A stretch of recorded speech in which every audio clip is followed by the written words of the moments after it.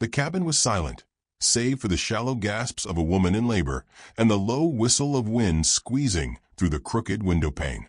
Shadows from the hearth fire danced across the rough timber walls, flickering over the face of Mary Harland as she gritted her teeth against the next wave of pain. Sweat rolled down her temples, her auburn hair clinging to her cheeks.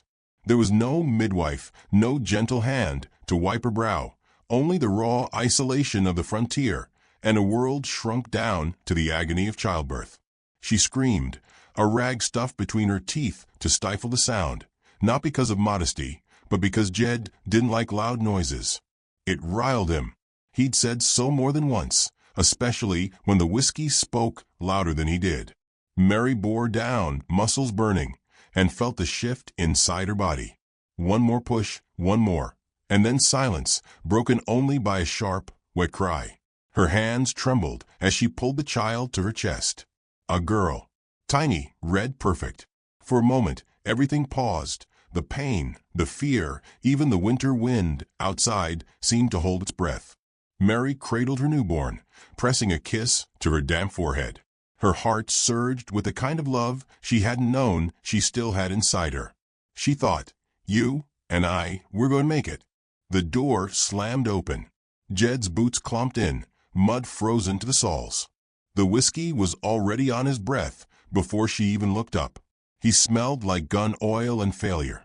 His eyes were bloodshot, and when they landed on her, they didn't soften. Well, he grunted, pulling his coat off with a snap. Mary lifted the baby slightly, her voice gentle. It's a girl. Silence. Then the scrape of a chair dragging back as Jed sat, his jaw clenched, thick brows pulling into a stormy knot. A girl, he repeated, as though she'd announced a miscarriage. That's what you give me. Mary's stomach clenched harder than any contraction had. She's healthy, Jed. Strong. I don't need another mouth to feed that ain't gonna plow a damn field or hold a rifle, he muttered, pulling out his knife and slicing into the heel of stale bread. He didn't offer her any. I wanted a son. I wanted our child to live, Mary said softly, without heat, without fear. Jed threw the bread to the floor and stood. You think this is enough, Mary? You think this is good news? 2 boys dead before they could walk, and now you give me a girl. He crossed the floor fast. Too fast. Mary tried to shield the baby as his hand came down, not a strike, but a snatch. He grabbed the bundle, pulling her away from Mary's chest. The baby wailed. Mary lunged, grabbing at his sleeve. Jed, no. He flinched like her touch was poison and shoved the child back into her arms. Get out. Both of you. Mary stared at him, blinking in disbelief. What? You heard me. Out of this house. Out of this life. You think I'm going to waste another winter feeding you and some squealing girl child? He grabbed her arm and yanked her to her feet, uncaring that blood still soaked her shift, that her legs trembled from hours of pain. Go live with the wolves if you want. I'm done. She stumbled. Jed, it's freezing, she'll die. He pushed her toward the door. That ain't my concern. The cold outside hit like a slap. Snow crunched beneath her bare feet. The moon lit the pine forest in eerie silver streaks. Mary held the baby tighter, wrapping her shawl as best she could around both of them. Behind her, the door slammed again, and with it, the last of her old life. She walked. There was no choice. Each step was a prayer that she wouldn't fall, wouldn't bleed out, wouldn't stop breathing. Her body ached in places she didn't know existed, but she kept moving. For her daughter. The child whimpered against her breast. Mary hummed a lullaby through chattering teeth, a song her mother used to sing when snow piled high against the windows and wolves howled in the distance. The same wolves were out tonight. She heard them. Long, echoing cries, somewhere past the ridgeline. Tree branches scratched at her face. Ice clung to her hair. Her feet went numb before they went raw. Still, she pressed forward. There was no destination, just a way. From the man who'd once sworn to protect her. From the home that never really was. She remembered the first time she met Jed. He was charming then, lean and rugged, with eyes that spoke of freedom and wild places. She mistook solitude for strength. Mistook anger for passion. Mistook control for love. Now she understood better. The stars blurred as she stumbled over a root and fell to her knees, shielding the baby from the snow. She coughed, chest rattling. Her arms were weak. The edges of her vision trembled. If she stopped, she would die here. So would the child. But she couldn't go farther. Not like this. A branch cracked nearby. Mary froze. Her hand went instinctively to the small knife she had tied inside her shawl. A pitiful thing, more suited to peeling apples than fighting off predators. But it was all she had. Another sound, boots, hooves. She turned, heart hammering. A shape emerged from the trees. Tall, lean, on horseback. The moon caught silver on his braids and painted stripes on his painted face. He was not white, not a settler. He looked at her with unreadable eyes. Mary clutched the baby closer and raised the knife, though her hand shook violently. "If you've come to kill me," she croaked, "just let her live." The figure didn't move. Snowflakes settled on his shoulders, unmoving. His gaze dropped to the infant, then returned to Mary's. She tried to stand, but her knees buckled. She collapsed back into the snow, shivering violently. Her lips were turning blue. The man dismounted slowly. Not a word spoken. He approached and knelt before her. His hand reached forward, not for her, but the baby. Mary flinched, then hesitated. He touched the child's cheek with 2 fingers. Warmth. A whisper in a language she didn't know. Then he looked into Mary's eyes and nodded. She exhaled. It wasn't surrender. It was something else. Trust, maybe. Or the last flicker of hope refusing to die. He stood, then bent and carefully lifted her in his arms, light as if she were nothing more than dried leaves. The baby stayed nestled between them. He carried them to the horse, adjusted the blankets, then mounted with them, held tight against his chest. Mary's head lolled against his shoulder. Her last thought before blackness took her was not fear, but strange, aching relief. They rode through the snow as the forest whispered secrets in the wind behind them.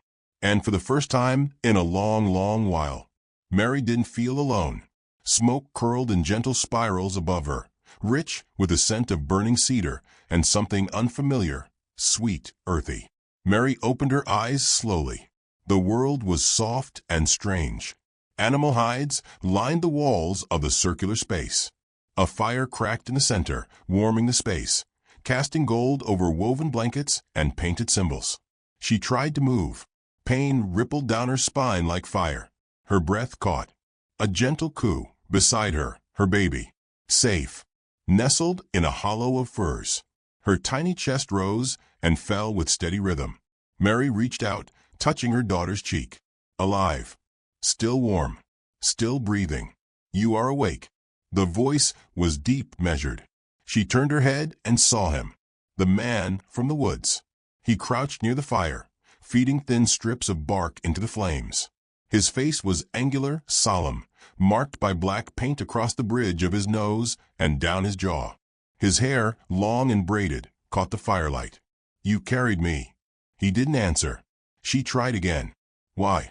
He stirred the fire, then sat back on his heels. "Because you were dying." She was crying. He nodded toward the baby. It was not a good sound. Mary swallowed. "You speak English." "Some." His tone was neither friendly nor hostile, just honest. "My mother taught me before the soldiers killed her." She felt a sting of shame. I'm Mary," she said softly. He watched her in silence for a moment, then replied, "Tapaloo." She mouthed it. "Tapaloo." Her eyes drifted over the space again. "Where are we?" "My people's winter camp." "You are safe here." "Safe." The word echoed in her bones like a promise she didn't dare trust. Outside the teepee, she could hear voices, men speaking in a tongue she didn't understand. Laughter, a horse whinnying in the cold. Not far beyond that, the whisper of wind through snow-laden pines. "I need to go," she said suddenly, trying to sit up again. "My husband, he might come after." Tapaloo's eyes hardened. "The man who left you in the snow will not follow. He has already forgotten you." Mary stopped moving. She stared at him, unsure what part of her ached more, the truth in his words or the sting of how easily they came. "You don't know him." I know his kind, Tapaloo said simply. He sees no value in life unless it speaks his name back. You were a vessel to them, not a person. She stared into the fire, trembling. Tapaloo reached for something, a wooden bowl, and offered it to her. It was warm, broth, seasoned with something she couldn't place. Her hands shook as she took it, but she drank anyway. You will stay here until you are strong again, he said. Mary's jaw clenched. I can't live here. I'm not Sioux. I don't belong. No one belongs to anything, he said, with a slight tilt of his head. Not in the wild. Not after what you have survived. His words lingered in the air, weighty and true. Later, she tried to walk. Her legs still buckled under her, but she insisted. Tapaloo didn't stop her. He watched, arms crossed, face unreadable. When she fell, a small figure shuffled over, an old woman with wiry silver hair and laugh lines like canyon cracks. White woman walks like bird with broken wing. The woman grinned, her English thick but understandable. She reached down and helped Mary up. Tapaloo introduced her. She is Akachita, my aunt. Akachita clicked her tongue, muttering something in her language. She took the baby from the bedding with surprising tenderness. Tiny thing, strong lungs. Mary watched her cradle the infant, the old woman's calloused hands swaying gently as she hummed. The sight burned behind her eyes. She hadn't seen another person hold her baby with such care since never. The days that followed blurred between healing and learning. Mary listened more than she spoke. The Sioux around her carried themselves with a quiet dignity, their movements fluid, their language melodic. Children played in the snow. Men sharpened arrows, prepared hides. Women boiled herbs, told stories. Tapaloo rarely spoke unless necessary, but she noticed things. He always brought her extra water, checked the fire before leaving, left bits of food by the bedding. She began to ask questions. What does your name mean? Strong Wind. Were you always here? In these lands? No, he said. My people move with the seasons. This place only for now. He spoke in short answers. But slowly, the space between them shifted. One night, when the fire burned low and the world outside was wrapped in snow, she dared to ask more. Did you have children? He stared into the flames. A son. He died 2 winters ago. I'm sorry. I know. They didn't speak for a while. But the silence between them wasn't uncomfortable. It was a silence that held understanding. Days passed. Mary grew stronger. Her daughter, now named Clara, thrived. The warmth, the milk, the quiet lull of safety had done what nothing else could. But outside their small bubble, trouble stirred. One morning, Tapaloo returned from a scouting trip with a stiff jaw and narrowed eyes. Riders came near the edge of camp. Mary stiffened. Who? White men. 4, maybe 5. Looking for something. She went pale. Jed. I did not see their faces, but one wore a blue coat with brass buttons. Griggs. Her voice was flat. Neighbor. He always looked at me like I was game he hadn't hunted yet. Tapaloo stared at her. Then they will come again. Fear twisted her gut. What do we do? They do not know where the camp is, he said, but they will follow tracks. The storm covered most, not all. That night, Mary couldn't sleep. She lay beside her child, one arm draped protectively, listening to the wind batter the teepee. She thought about Jed, about Griggs, about the men who saw women as property and babies as burdens. She thought about her new shelter. How strange it was that kindness had come from someone she'd been taught to fear. She sat up and found Tapaloo outside, watching the sky. I won't let them take her, she said. Her voice was steady now. Even if it kills me. He looked at her. You are not the same woman I found in the snow. No, she died out there. Tapaloo nodded slowly, then let the new one live. The next morning, Akachita handed Mary a carved bone blade. You may never be Sioux, she said, but you are no longer prey. Mary held it, testing its weight. It was beautiful, deadly. She looked toward the trees, where danger would come. She wasn't ready, not truly. But she wasn't broken anymore either. That night, as she fed Clara and listened to the quiet hum of the camp settling in, She allowed herself to hope, for the first time, not just for survival, but for something beyond it. And far off in the pines, someone watched the smoke rise, tracking it, waiting. The winter had not ended yet. The first shot tore through the morning silence like a thunderclap, ripping a hawk clean out of the sky. Feathers fluttered downward, landing in the snow beside a startled child. The scream came next, not the child's, but his mother's, sharp, frantic warning. Then chaos erupted. Mary was already running before she understood what was happening. Her heart slammed against her ribs as she scooped up Clara and pressed the child against her chest. Outside the teepee, smoke rose in spirals, thick and black. Shouts echoed through the trees. Gunfire cracked again, closer this time. The unmistakable metallic echo of powder, igniting, filled the air like war drums. She turned and saw Tapala charging across the camp, bow in hand, arrows clenched between his fingers. His eyes locked on hers. He didn't slow. Behind the ridge, he ordered, voice sharp. With the child. Go. Mary didn't argue. The cold bit through her clothes as she ran, bare feet crunching snow. Clara whimpered against her chest. The ridgeline wasn't far, just past the tree line where the forest thickened. Behind her, more shots rang out. A teepee burst into flame. She dove behind a fallen log, cradling Clara beneath her, breath coming in ragged gasps. Her fingers found the bone blade Akachita had given her, tied to her belt. She'd never killed anyone, but if they found her, she would. For her daughter, she would. Over the ridge, men's voices rose, harsh, familiar. There. Smokes to the west. That's where they're holed up. Jed. Mary clenched her jaw, so tight her teeth hurt. Tapaloo had been right. Her husband had forgotten her, until someone else found her valuable. Now he and Griggs had come to collect her like lost property.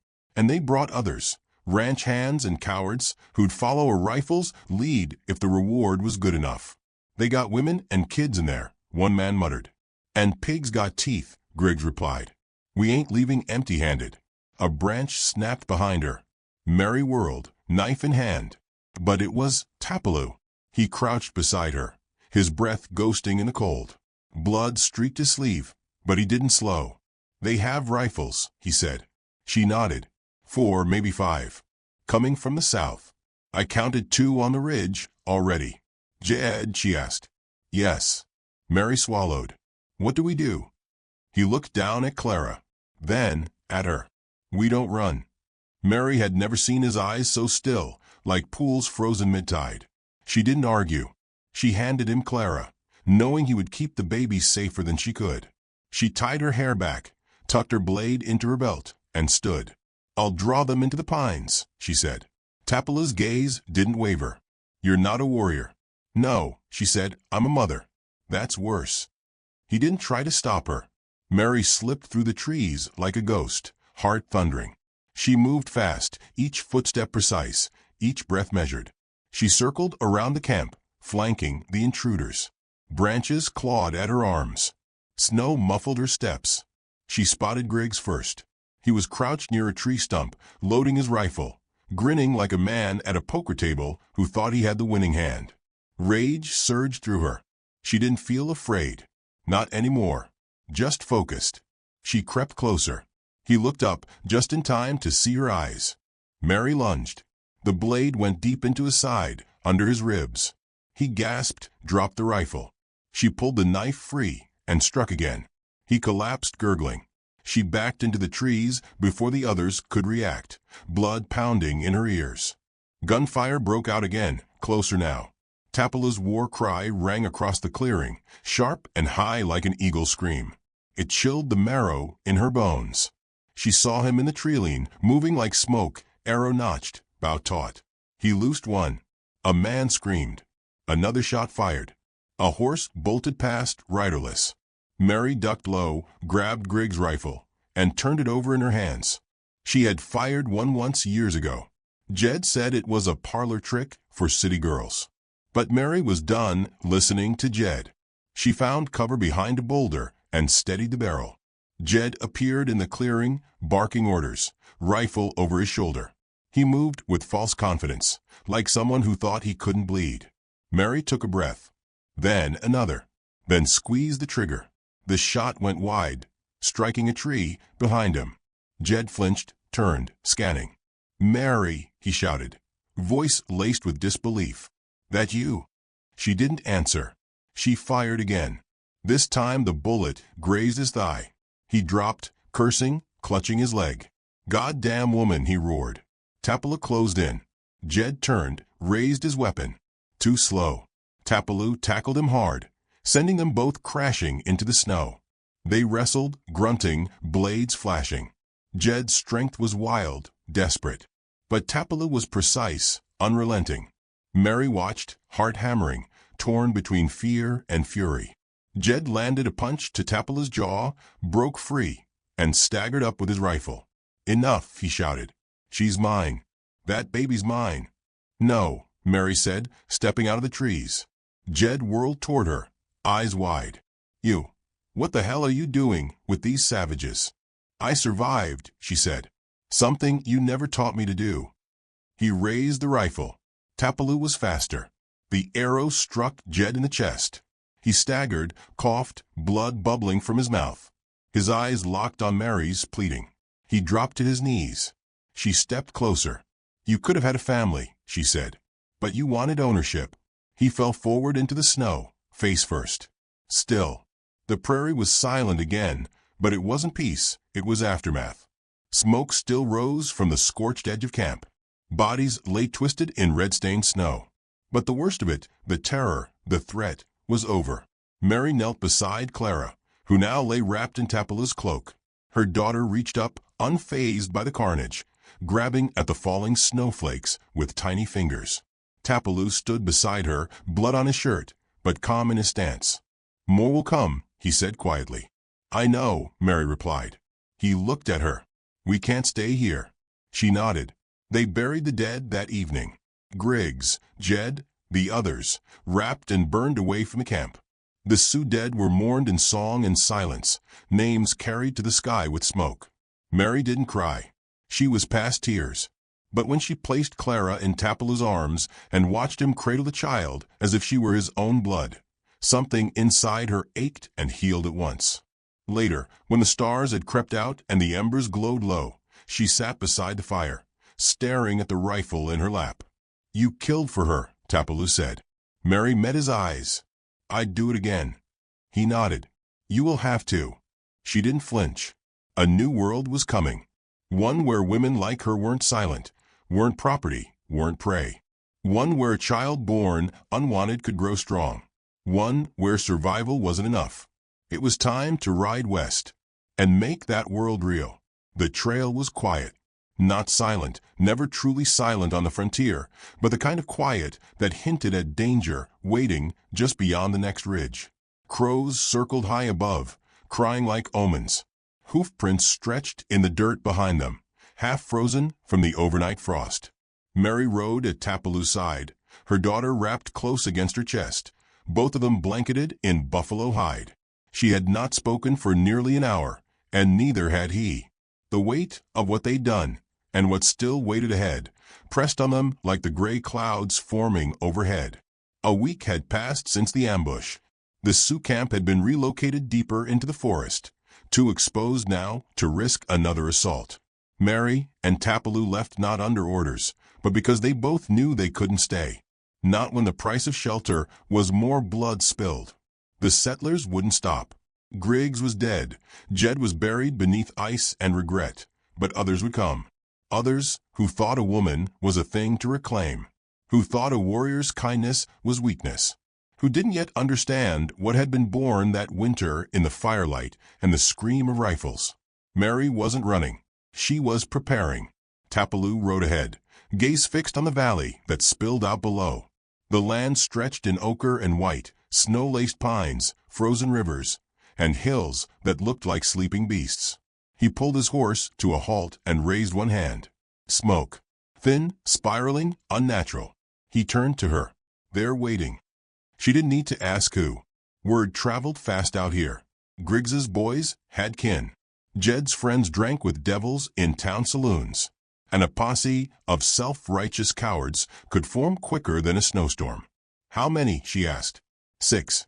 Maybe more. We don't surprise them." Mary looked at the child in her arms, sleeping without fear. She didn't tremble. Not anymore. Tapala dismounted. "We can go around. Lose them in the Black Hills." Mary followed him down. "No." He studied her. The lines in her face were sharper now. Not hard, but shaped. By pain. By purpose. She wasn't the woman he found in the snow. Not a settler's wife. Not a refugee. "You want to face them." "I want them to understand," she said. "I'm not prey." They made camp under the rise, behind a crooked wall of boulders. Tapaloo led the horses into a thicket and tied them low. Mary fed Clara, then laid her beside the fire in a shallow bed of moss and fur. She strapped her knife to her hip and checked the weight of the rifle she'd taken from Griggs. Tapaloo watched in silence, as one warrior does another. No pity. No hesitation. "You shoot better than you stab," he said, almost a smile. She gave him a look. "I was new to stabbing." Night fell with the slow cruelty of a snake coiling. The posse arrived before dawn, lanterns bobbing, horses snorting in the cold. Their laughter carried too far, like men who believed themselves invincible. Mary crouched behind the rocks, the cold seeping into her bones. Her breath was slow, heart steady. She could see their faces as they drew close, rough men, not strangers. Men who'd leered at her in town when Jed wasn't looking. Men who never called her by name, just girl or darlin'. Now they called her thief and whore and Indian lover, spitting the words like venom. "She's just up ahead," one said, pointing. "Tapala won't run far with that brat in tow." "I want the girl alive," another barked. "Jed's brother says she's his now. Property." Mary stood. The rifle rose with her. The first shot ripped through the air, snapping a lantern into sparks. Flames burst, blinding the men.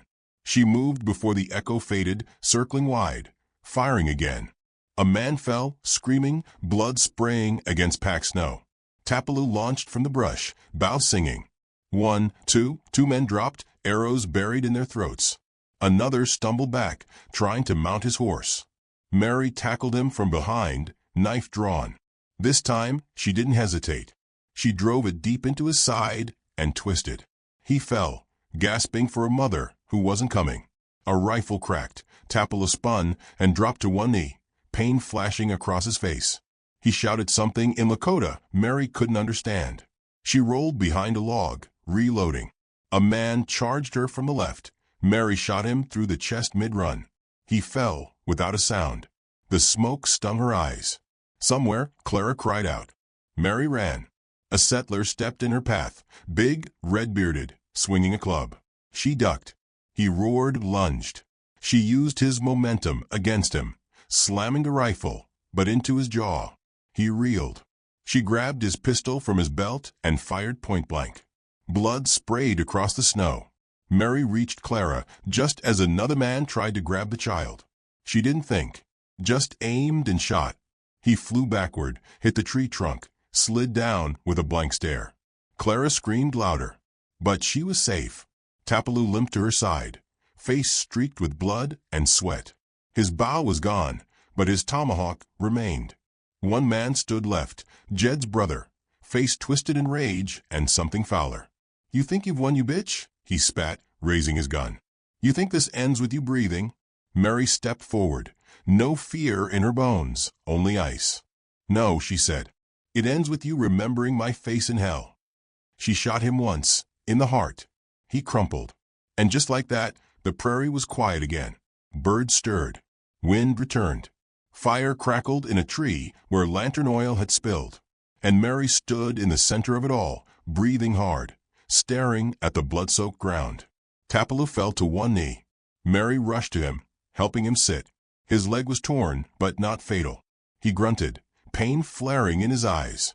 "They're gone," she whispered. He nodded. "You fought well." She looked down at her hands, red and shaking. "I didn't feel like myself. You were more than yourself." They buried the bodies. Mary said no prayers. The wind was enough. Later, when the sun finally dared rise, she sat with Clara on her lap and watched the light sweep across the charred trees. Tapaloo sat beside her, his hand resting on hers. "You have no home to return to," he said. Mary looked at the horizon. "That's the point. I'm not returning. I'm making something new." They rode for the Black Hills by noon. The snow began to melt by evening. Along the way, she saw signs of spring, buds forming, rivers thawing. Life pushing forward, not waiting for permission.